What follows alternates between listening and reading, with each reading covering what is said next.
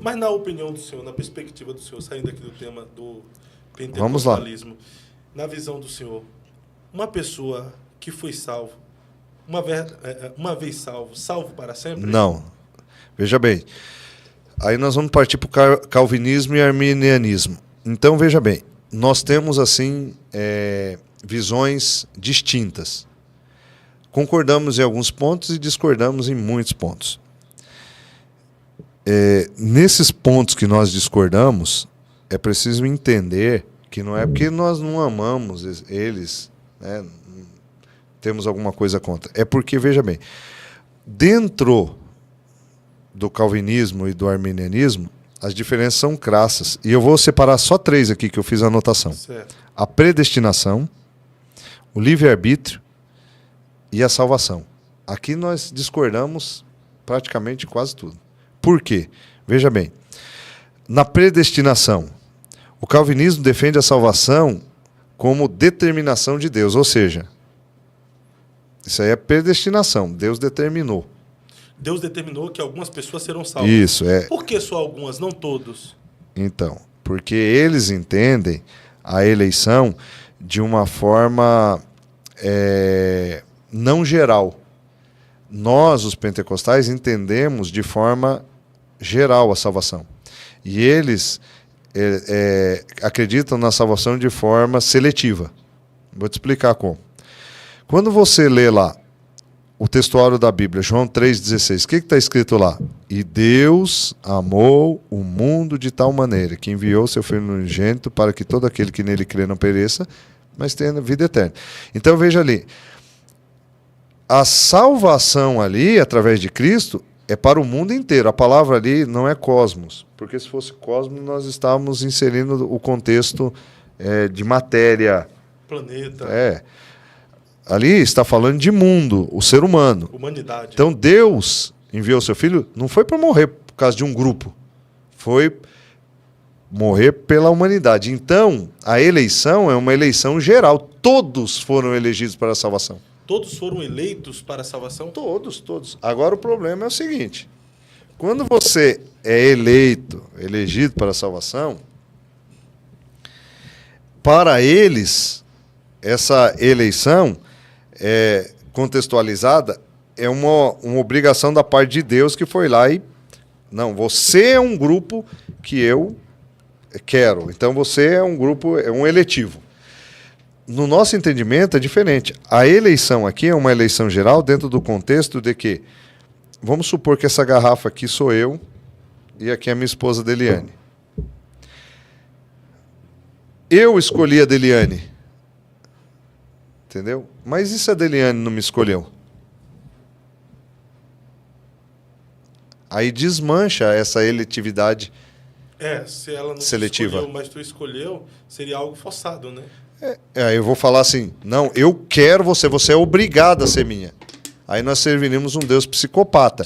Ditador. E Deus não é um Deus psicopata. Aí perde a tese do livre-arbítrio. Entendeu? Então, o que eles acreditam? Que se Deus escolheu um grupo. E a forma que a gente entende é diferente. A eleição é para todos. Deus elegeu todos para a salvação. Eu elegi a Deliane como minha esposa, mas a Deliane pode dizer que não. É por isso que no próprio versículo que o senhor falou aí agora, tem essa opção do ser humano. Deus amou o mundo de tal maneira que deu seu Filho unigênito para todos aquele que nele crê. Isso. Ou seja, todos aquele que nele crê. Existe essa opção do ser humano. Porque Deus enviou. Deus não vai obrigar. Deus elegeu. Mas aquele que crê, aquele que aceitar, né? Deus não vai obrigar, porque você veja bem, o calvinismo, no livre-arbítrio, o calvinismo defende que a graça é irresistível. Entendeu? Já o arminianismo defende que o livre-arbítrio A graça é irresistível. A graça é irresistível. É o calvinismo. A graça é irresistível. E o arminianismo? O arminianismo já é diferente. Defende que o livre-arbítrio é restaurado pela graça de Deus, permitindo que a cada pessoa aceite ou rejeite o evangelho. Então, a graça está sendo oferecida por Deus no arminianismo. A graça está sendo oferecida. Agora, você aceita ou não. Você aceita ou rejeita. É o que cai ali. Você crê ou não. A Bíblia diz que todo aquele que não crê, que rejeitar essa palavra, vai ser condenado. Aquele que não crê será condenado. Aquele que não crê será condenado. O Evangelho, a versificação dele é você crê ou não. No calvinismo, é como se você fosse. Não, você é obrigado a crer, é irresistível. Você tem que crer. Então, olha a ideia absurda. E aqui me desculpe, talvez vai causar uma confusão aí, mas veja bem. No juízo final, como é que vai se justificar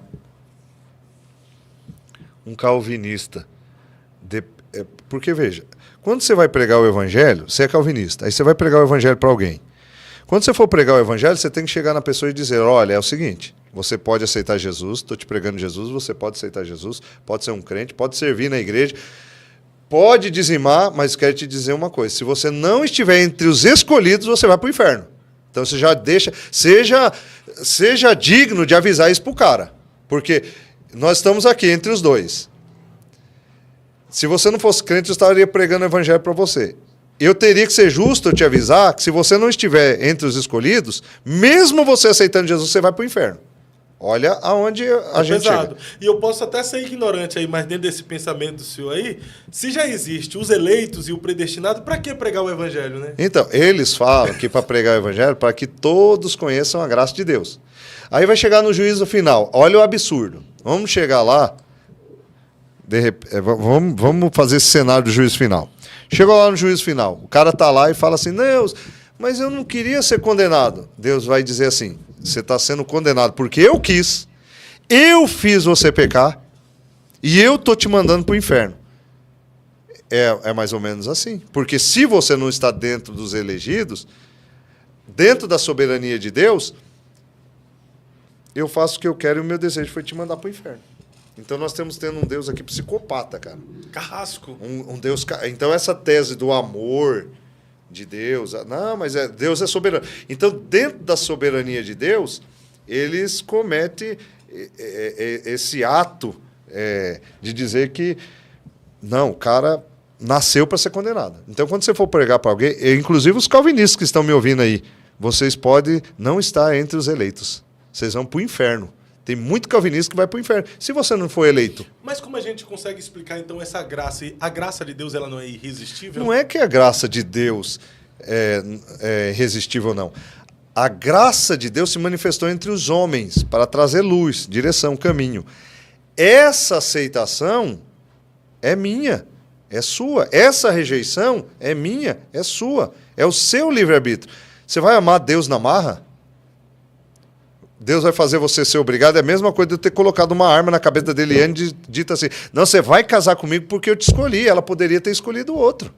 Então, a graça, no sentido que eles pregam de irresistível, da obrigação de você servir a Deus, já não é graça, porque graça é favor imerecido.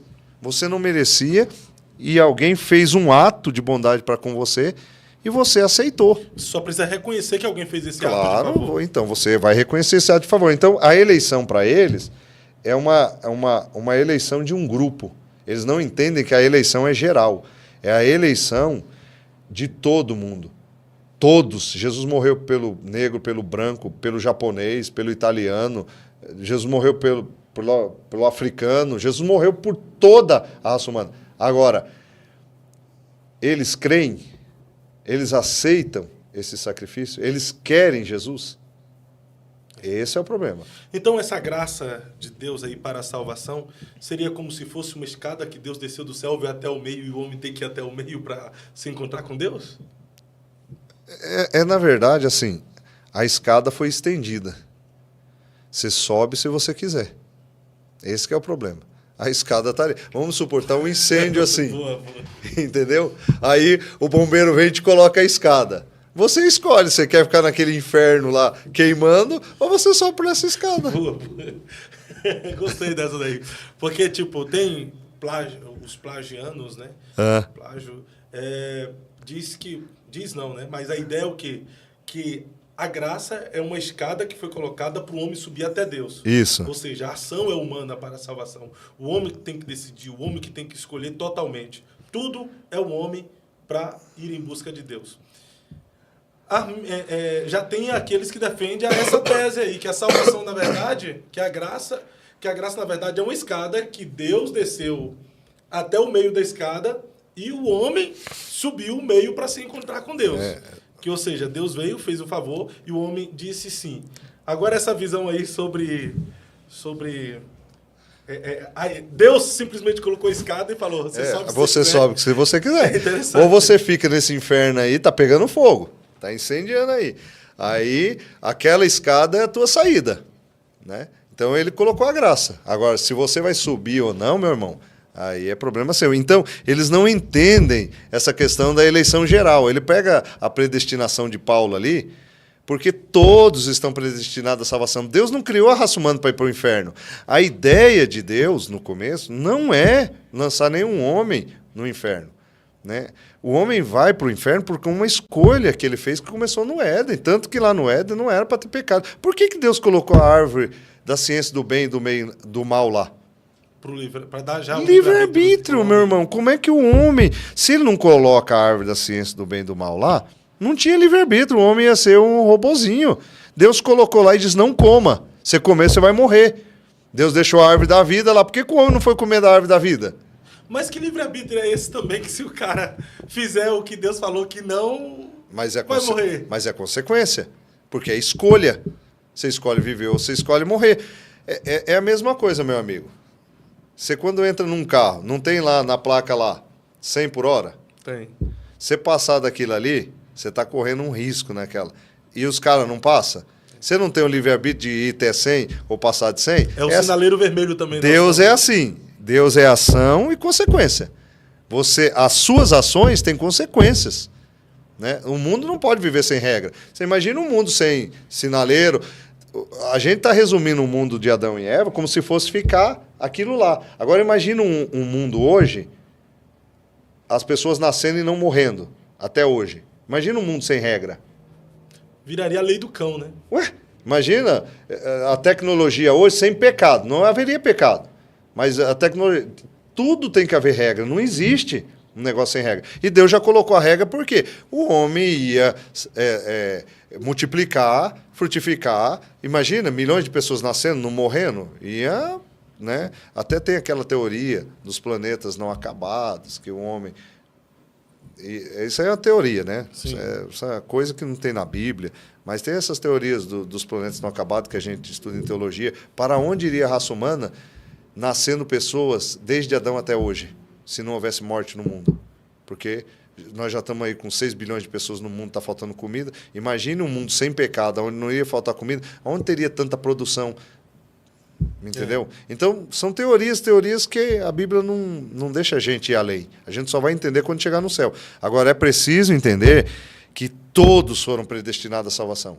Todos. Agora, a escolha... Depois vamos lá, se houve uma predestinação, depois da queda, se há uma predestinação, todos foram predestinados ao inferno, então, né? A perdição. Depois da queda. Porque se o pecado faz divisão entre o homem e Deus, e é por causa do pecado que o homem vai ser lançado ao inferno, então todos foram predestinados ao inferno e Jesus veio revelar a graça, nos dando uma oportunidade de salvação. Mas aí já entra dentro do contexto do livre-arbítrio novamente. Porque, assim, a base que a gente tem que entender é o seguinte: Deus criou o mundo, estava tudo certo, aí o homem vai lá e peca. Depois do pecado, o homem tem 2 caminhos. Ou ele vai para o céu ou vai para o inferno. Para ir para o céu, o que tinha que fazer no Velho Testamento? Pertencer à nação de Israel. Antes de Israel, a gente não sabia o que acontecia ali, qual tipo de religião era exercida. O que a gente sabe é que Abraão estava no meio de uma família idólatra e Deus disse: sai do meio dessa família e vai para uma terra que eu te ordenar. Então, a queda do homem, dentro de uma expressão assim um tanto vulgar, levou também a queda da natureza, a saúde, desregulou todo o sistema, geral, né? Limitou o homem a viver 70 anos. Então, veja bem, quando o Cordeiro foi morto desde a fundação do mundo, já havia um projeto de salvação, porque Deus sabia que isso ia acontecer. Aí entra na questão dos calvinistas, quando eles dizem assim: mas Deus é soberano, Deus sabia que ia acontecer, então tudo foi planejado. Claro que tudo foi planejado. Deus sabe o que vai acontecer amanhã. Deus sabe o que vai acontecer daqui 5 minutos. Mas eu não sei. Você não sabe. Então, o que Deus faz? Deus se antecipa aos erros da humanidade, dando uma oportunidade para que o homem seja salvo. Entendeu? Deus, amanhã você vai errar. Deus já sabe que você vai errar. Ele não vai interferir nesse erro. Ele sabe que você vai tomar uma decisão errada. Mas ele está te dando uma porta de escape para você ser salvo. Essa é a questão que a gente tem que colocar na nossa cabeça. Por isso que os caras não entendem, eles acham assim, não, uma vez que eu fui salvo, não, eu posso bagunçar, posso fazer o que eu quiser. Se eu for escolhido, no final eu vou ser salvo. E aí que eles vão perder a salvação, porque a salvação está condicional ao que você pratica dentro do contexto bíblico. Então, por isso que existem regras estabelecidas. Essas regras são os escapes que te levam para o céu.